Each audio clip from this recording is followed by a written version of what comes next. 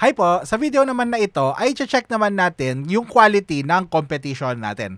Ano ibig sabihin nun? Kasi nga 'di ba kung maalala nyo, sinabi ko na in the past videos na kung gusto mong ibenta isang product na existing na sa Amazon, hindi ka na pwedeng gumawa ng listing na sa'yo. Kailangan doon ka sa same na listing na existing na. So lahat ng mga sellers ng iisang product ay maglalaban-laban kumbaga sa iisang product page. Tapos yung buy box ay papasa na lang or iikot sa kung kanino man yung pinaka-eligible. So minsan may mga cases na never mong makukuha yung buy box. And pagka never mong nakuha yung buy box, halos wala kang magiging benta. Okay? So ipapakita ko sa inyo yung mga sitwasyon na kailangan nyo talagang i-check yung yung quality ng competition using the Keepa chart. Okay, para maging alerto kayo at maiwasan ninyo kung ano man yung mga sitwasyon na pwede nyong ma-encounter na hindi nyo mabebenta yung product na pinipili ninyo. Or merong mga actually na situations na hindi nyo dapat sila ibenta. Hindi dapat kayo mag-jump dun sa listing.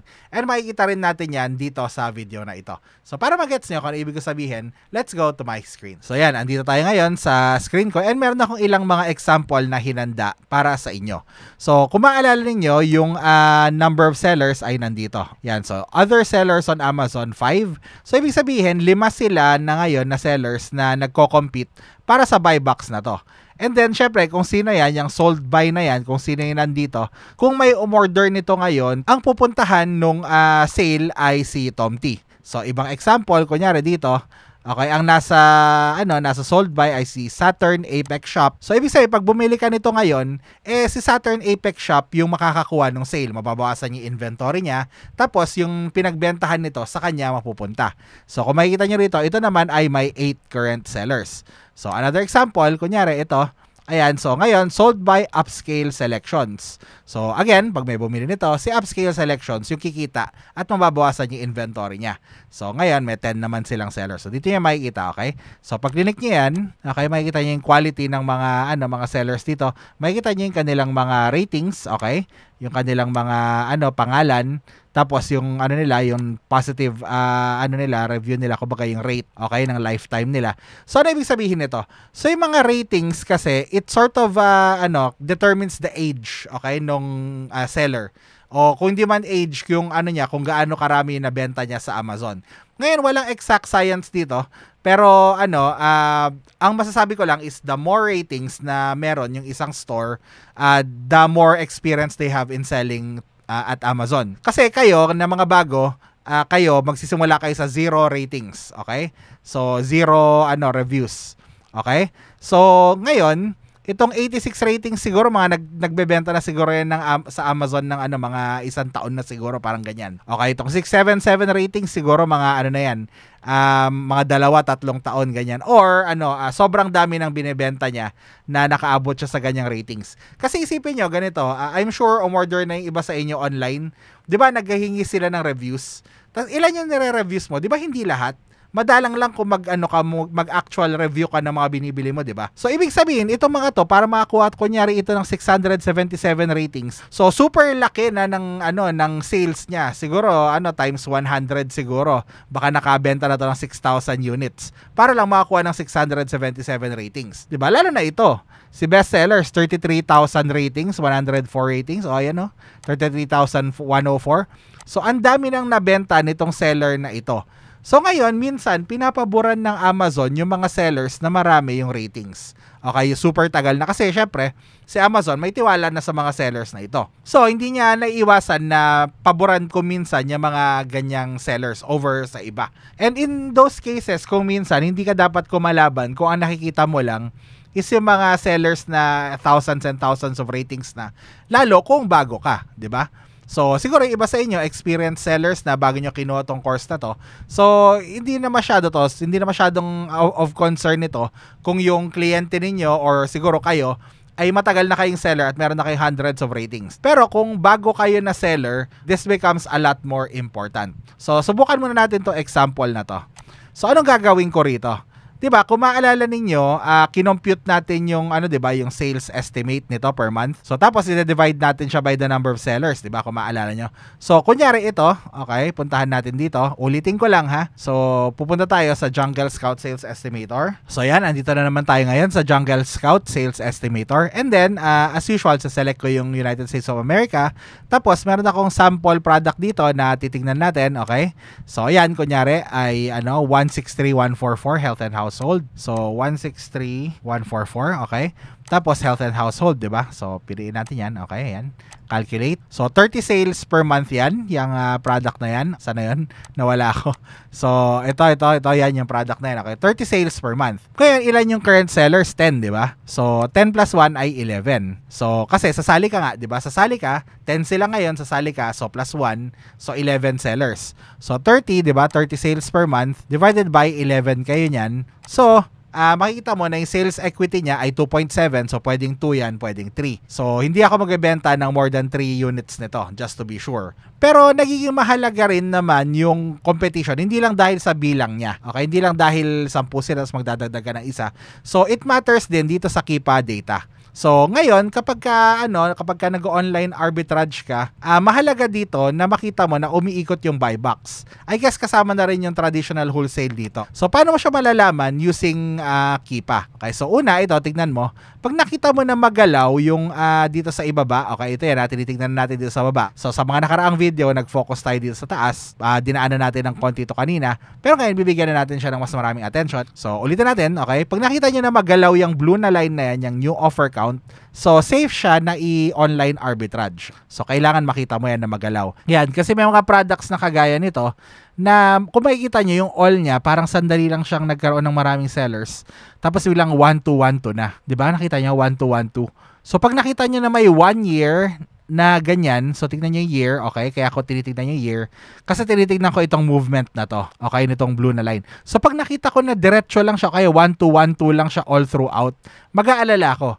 Kasi pwedeng private label yung product na yan. And hindi ko pinakita yung product, 'di ba? So tingnan natin kung ano siya. Ayan, Art Home Store, 'di ba? Yung brand niya. Tapos Art Home yung yung title, okay? So tapos Art Home yung nagbebenta. Nakita nyo? So it's possible na private label to. Actually, hindi lang possible, kundi sure ako na private label product ito. Dahil nga, una, makikita ko na maraming custom na mga bagay na hindi mo magagawa usually pagka online arbitrage product ito.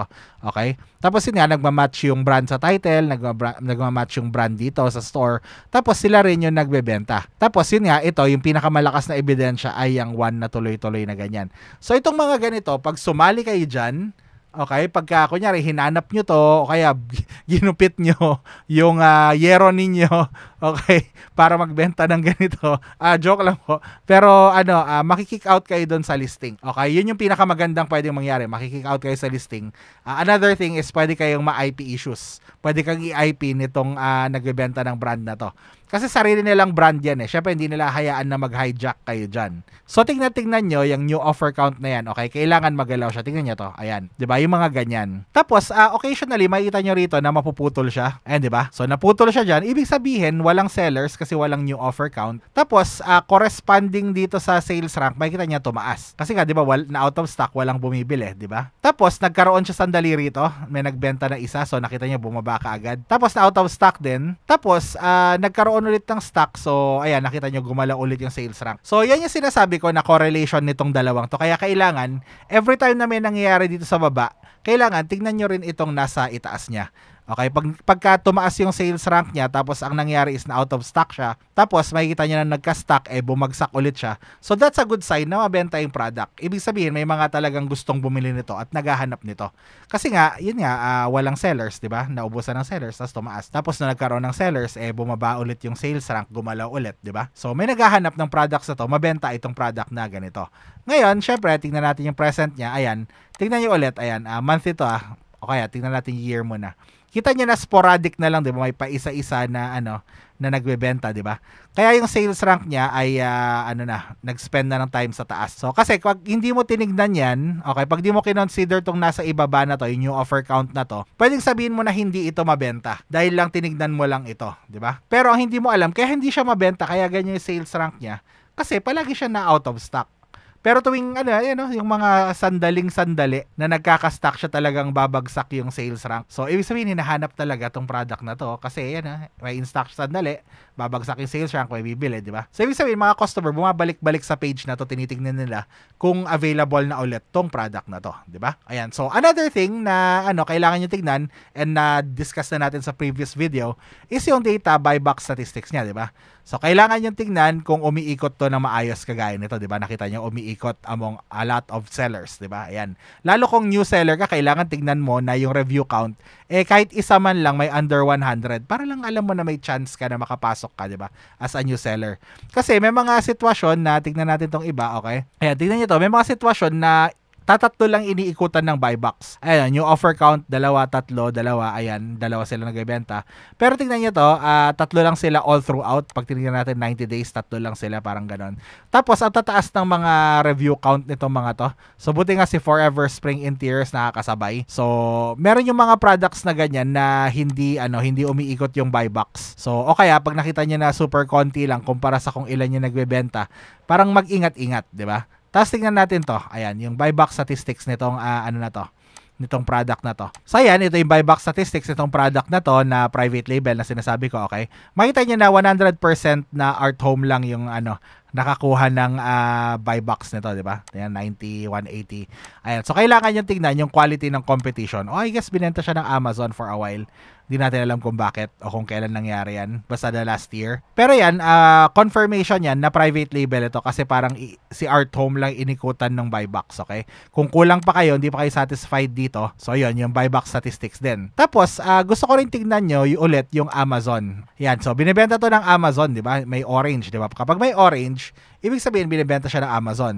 Tapos, yung time na nagwa-white siya, ibig sabihin, hindi na siya binibenta ng Amazon, na out of stock yung Amazon. So, tingnan natin to, closer look. So, makikita nyo rito na tuwing nandyan yung Amazon, ayan yung presyo, nagiging $18.44 siya. Tapos, kapag nawala si Amazon, biglang nagiging $30 yung product, di ba? Tapos, correspondingly, itong sales rank, pagka Amazon yung nagbebenta ay mababa yung sales rank, mabenta siya. Kasi siguro dahil sa presyo, palagay ko. Tapos, dito, makikita nyo na na pagkaiba na yung nagbenta, mas mataas na presyo, so tumataas din yung sales rank, di ba? Tapos dito, for some reason, bumili. Pero tingnan nyo to, nung tinaas nila yung presyo dito, medyo umakyat lalo yung So, medyo medyo okay lang naman, I guess. Pero, ang dito, tingnan nyo rin yung nasa ibaba pa. Ayan. Nung nagtaas ng presyo rito, ilan silang seller? Isa. Di ba? So, supply and demand at work here. Ayan ulit to. Mag-isa lang niyang seller, kaya tinaas niya yung presyo kasi wala siyang kalaban.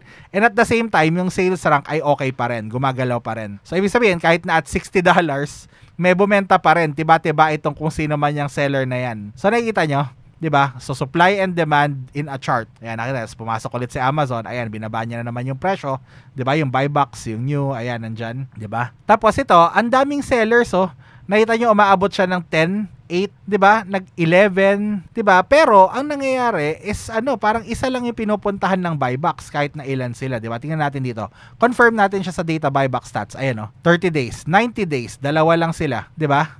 90 days, may 21 na offers. Okay, ito 30, balik tayo sa 30. May 19 na offers, ayan yan, 19 na yan. Pero all throughout that time, Amazon lang yung inikutan ng buybacks o sa kanya lang yung buybacks, hindi actually umikot, di ba?